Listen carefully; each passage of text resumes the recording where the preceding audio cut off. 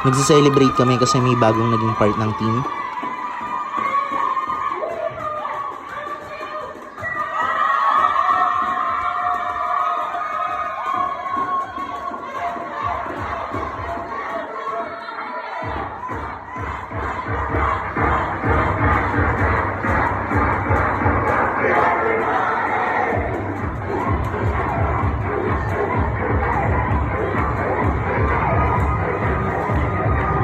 Sayaw muna bago mag-start yung meeting.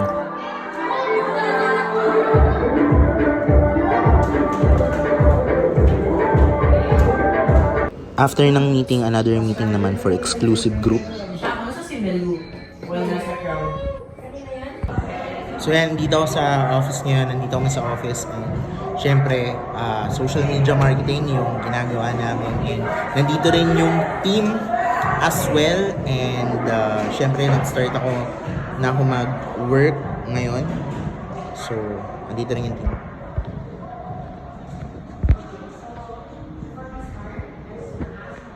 Isigaw daw namin yung innovation namin yung nangyari. Puso Momentum Neurons. Okay? Okay. In 1, 2,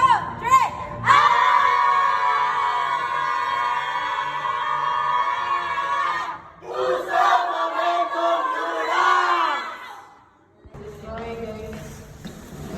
Nakanin yung susi.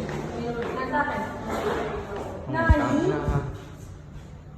Uwi na. Uwi pa lang ako and yesterday, nung Wednesday, Wednesday, nag-schedule ako ng mga people for project orientation meeting. More than 40 people yung tinawagan ko ng Tuesday.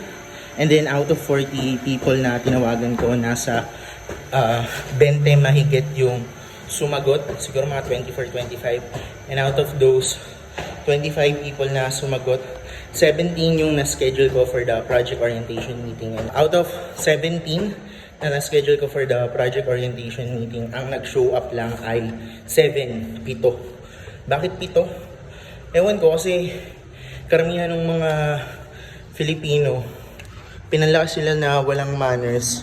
Ayun, kapag sinabi nila na 100% committed, 100% na makaka-attend sila, hindi naman sila mag-show up.